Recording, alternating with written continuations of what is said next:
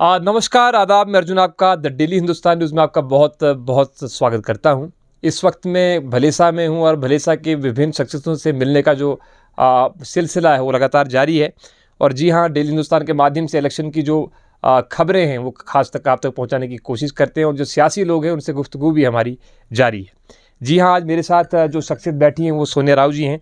और सोनिया राव जी ज़िला डोडा की जो है वाइस प्रेसिडेंट है, भारतीय जनता पार्टी से एक ताल्लुक़ रखती हैं और काफ़ी समय से भारतीय जनता पार्टी भी यानी कि बीजेपी में खिदमत कर रही हैं। मैं सबसे पहले सोनिया राव जी आपका बहुत बहुत स्वागत करता हूँ। सबसे पहले मैं आपका धन्यवाद करती हूँ अर्जुन भाई जी। जब भी आपको मौका मिले तो आप हमें अपनी बात रखने का मौका देते हैं। बिल्कुल, मेरे आपसे कुछ खट्टे मीठे कड़वे सवाल ज़रूर रहेंगे क्योंकि आप एक सियासी तंजीम से जुड़ी हुई हैं। अब भारतीय जनता पार्टी भी इस समय जो है इस इलेक्शन में कंटेस्ट कर रही है और एक अहम चेहरे आपके कंटेस्टेड चाहे डॉक्टर जितेंद्र साहब जो लड़ रहे हैं। सबसे पहले मैं आपसे सवाल पूछना चाहूँगा कि इस इलेक्शन में कितनी चुनौतियां हैं बीजेपी के लिए खास करके, क्योंकि आपके अपोजिशन में इस समय कांग्रेस के भी सेलाल सिंह उठे हुए हैं, सुरडी साहब डीपीएपी पार्टी से उठे हैं और कई अन्य चेहरे भी हैं जो इंडिपेंडेंट रूप में उठे हैं। चुनौती कितनी बड़ी मानते हैं आप इसे? देखिए भाई साहब, हम तो मानते हैं कि हमारे लिए भारतीय जनता पार्टी के लिए कोई चुनौतियाँ नहीं हैं। हमें तो कोई भी नहीं लगता कि हमें किसी चीज़ की या किसी से हमें चुनौतियाँ हैं। ये एमपी का जो इस बार इलेक्शन है तो हमें कोई चुनौतियाँ नहीं लगती हैं। कोई चुनौती नहीं लगती, लेकिन कहीं ना कहीं डॉक्टर जितेंद्र साहब जो हैं एक अच्छे स्थान पर इस समय हैं। 10 साल खिदमत कर चुके हैं इस पार्लियामेंट्री कंस्टिट्यूंसी की। वो लोग सवाल करते हैं कि डॉक्टर जितेंद्र साहब जीत के जो हैं क्षेत्र में आते नहीं हैं, इलाके में आते नहीं, तो उसको लेकर के आपका क्या स्टैंड है? वो क्यों नहीं आते हैं? ये सवाल मैं आपसे करूँ। डॉक्टर जितेंद्र सिंह जी जो हैं तो हम उनको एक विकास पुरुष के नाम से मानते हैं और जाने भी जाते हैं विकास पुरुष के नाम से। और हम उन पे गर्व करते हैं कि वो एक हमारे जम्मू कश्मीर से पहले व्यक्ति हैं कि जो जैसे एमपी बने तो वो सीधे पीएमओ में कार्यरत रहे। प्रधानमंत्री के ऑफिस में उनके साथ काम करना ये कोई छोटी बात नहीं है। जैसे वो जीते तो डायरेक्ट उनको पीएमओ में कार्यरत किया। और उसके बाद जब वो पीएमओ में कार्यरत थे तो उन्होंने प्रायोरिटी पे जो हमारा जम्मू कश्मीर है तो उसको जम्मू कश्मीर को उन्होंने प्रायोरिटी पे रखा। आप देख ही सकते हैं कि हम लोग कभी सोच नहीं सकते थे कि जम्मू कहते हैं ना कि डॉक्टर जितेंद्र सिंह जी आते नहीं, आपने कहा कि वो अब विकास पुरुष हैं, लेकिन विकास पुरुष के नाम पर कौन सी चीज़ें हैं जो जम्मू कश्मीर में उनने की, वो तो लोगों को बताएं ना। आप लोग क्या किया उन्होंने जम्मू नहीं आने का आप देख ही सकते हैं कि अब वो एक प्रधानमंत्री के ऑफिस में कार्यरत हैं तो अब वो रोज़ तो डोडा भलेसा आ नहीं सकते हैं, लेकिन फिर भी उनकी कोशिश रही है। मेरा सवाल है कि क्या क्या किया उन्होंने, क्या बनाया क्या जेएंडके में? सवाल लोगों के रहते हैं, जो लोगों के सवाल मैं आपसे पूछना चाहता हूँ। हम सोच ही नहीं सकते थे कि जम्मू में एम्स बनेंगे। और हमारी जो सड़कें हैं तो आज तक, पहले जब बाकी की सरकारें हुआ करती थी तो इतनी डेवलपमेंट कभी नहीं हुई थी। उस टाइम लोग सवाल नहीं करते थे। आज जितना हो रहा है लोग और ज़्यादा सवाल कर रहे हैं।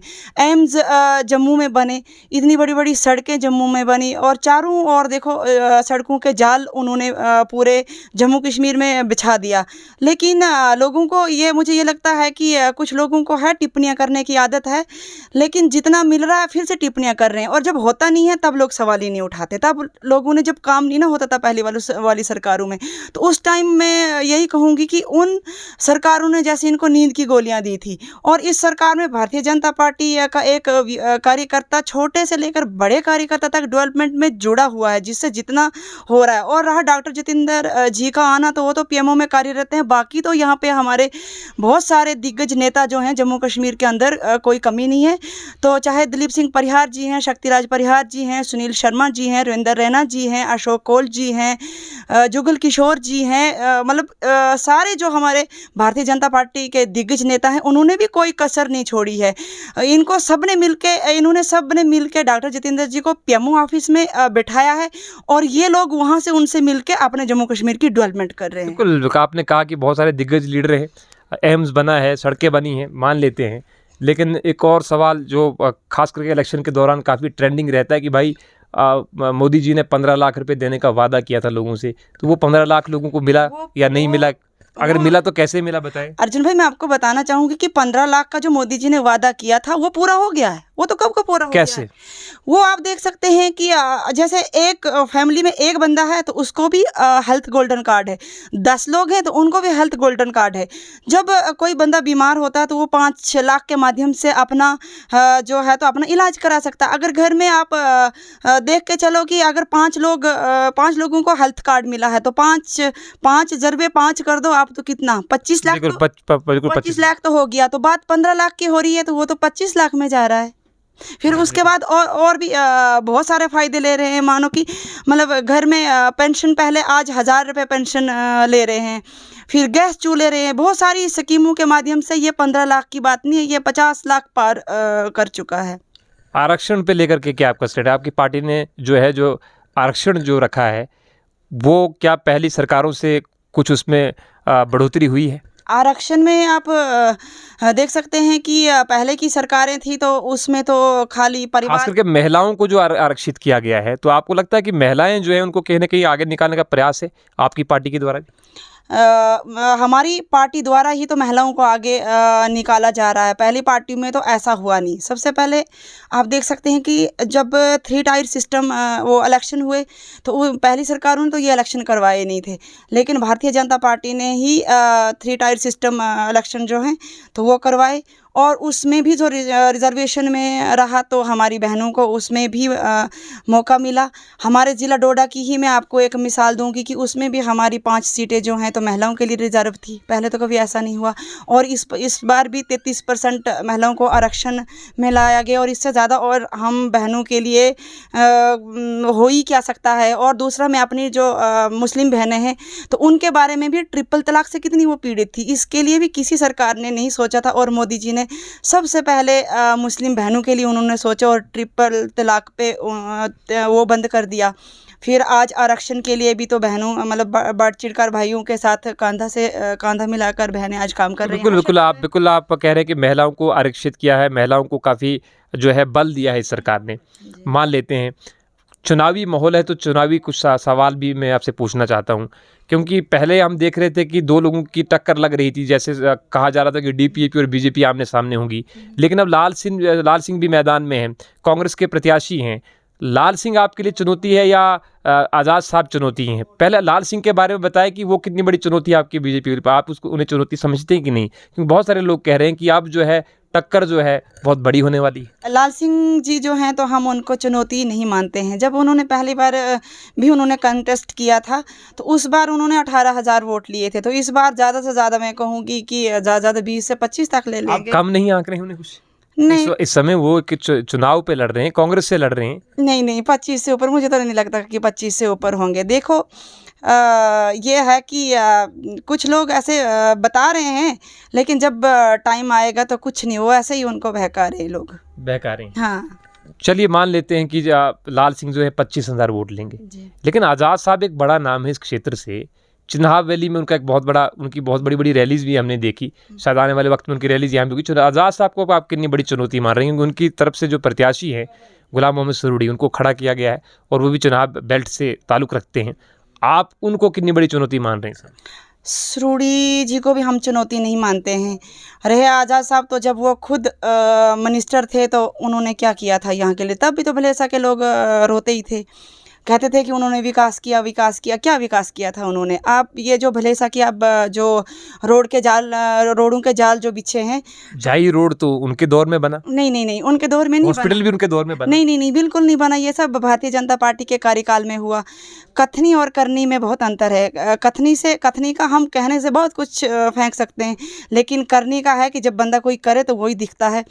तो जो जाई वाला रोड है, भद्रवाह से जाई वाला रोड है, तो ये भी भारतीय जनता पार्टी के कार्यकाल में हुआ। जब जतिंदर सिंह जी पीएमओ में कार्यरत थे तो दिलीप सिंह परिहार जी ने उनसे ये वाला जो रोड है तो इसका उन्होंने काम शुरू करवाया। और आप देख ही सकते हैं कि जाई तक यहाँ से गाड़ियाँ भी गई। रही हॉस्पिटल की बात, तो उस टाइम अगर वो लोग बनाते तो हम मानते, तो ये भी भारतीय जनता पार्टी के कार्यकाल में बना। दूसरा हमारा आपका मानना है कि खाली उन्होंने जो है अनाउंसमेंट की, बनवाया आपने? हाँ, उनकी कथनी है, हमारी करनी है। हमने किया है, उन्होंने सिर्फ खाली बोलने से क्या होता, बोलने से तो अभी हम ताजमहल बना देते हैं, लेकिन जब हम खुद प्रैक्टिकली करेंगे तो भारतीय जनता पार्टी के काम जो मैं आपको पहले बता चुकी हूँ कि ये बिल्कुल ग्राउंड से जुड़ के किए हुए हैं। बिल्कुल, मेरा एक अंतिम सवाल आपसे है, क्योंकि जिस भी क्षेत्र में चुनाव होते हैं तो युवाओं को एक भरोसा रहता है कि चलो अगर नौकरियां नहीं मिली तो कोई रोज़गार मिल जाए। एक बहुत बड़ा प्रोजेक्ट नेशनल हाईवे का था, ठाठरी से जो चंबा के लिए सड़क बनना था, वो अभी तक बना नहीं। तो उसके पीछे क्या कारण है? आपको लगता है कि वो सड़क बनेगा भी कि सपनों में ही रहेगा? क्योंकि आपके भारतीय जनता के चाहे एक्स एमएलए हैं, उनने भी कहा कि हमने इसमें बड़ी ज़ोर लगाया, हमने इसको सैंक्शन भी करवाया, लेकिन अटका क्यों है? अब वो रोज़गार लोगों को मिला क्यों नहीं? इसका क्या है कि ठाठरी वाया कहलजुग आश्रम अंकल चचूल जो नेशनल हाईवे है, इसकी डीपीआर तैयार हो चुकी है। अब बहुत सारी सड़कों का हर कोई काम है तो 2 मिनट में तो हो नहीं सकता है। हमारे एक्स एमएलए दिलीप सिंह परिहार जी हैं, हालांकि उनको कम ही टाइम में वो एमएलए रहे, लेकिन फिर भी वो दिन रात बहुत मेहनत करते हैं। इस रोड के लिए भी उन्होंने मेहनत की है। डीपीआर इसकी तैयार है और बहुत जल्दी ही इलेक्शन के बाद इसका भी काम लग जाएगा। हमारा युवा जो बेरोज़गार है, तो इसमें आप देख ही सकते हैं कि अगर ये जो नेशनल हाईवे का काम ठाठरी से लेकर कहलजुगासर वाया मंकन चचूल के लिए जब लगेगा, यहाँ से टनल का काम लगेगा, तो मैं तो ये कहूँगी कि भलेसा के युवा नहीं बल्कि बाहर के युवा भी यहाँ पे एडजस्ट हो जाएंगे। डॉक्टर जितेंद्र जी कल यहाँ पे आ रहे हैं, तो किस प्रकार का माहौल है इलाके में? कितने लोग आने वाले? डॉक्टर जितेंद्र सिंह जी पहले भी गंदों का 2 बार दौरा कर चुके हैं। इस बार भी कल डॉक्टर जितेंद्र जी यहाँ पे आ रहे हैं। लोगों में बहुत बड़ा उत्साह है कि हमारे लोकप्रिय नेता डॉक्टर जितेंद्र सिंह जी यहाँ पे आ रहे हैं। और अंत में मैं ये भी कहना चाहूँगी, सभी लोगों से निवेदन करूँगी कि कल डॉक्टर जितेंद्र सिंह जी की रैली में बड़े उसमें ज़ोर शोर से हिस्सा लें और हम डॉक्टर जितेंद्र सिंह जी को विश्वास। तो कितने वोटों से जीतने का दावा करती समय बीजेपी? कितना गैप होगा? क्योंकि पिछली बार 3,60,000 वोट ज़्यादा वोटों से जीते थे डॉक्टर जितेंद्र जी, जब गुलाम नबी आज़ाद उनके साथ खड़े थे, वो हारे थे सीट से।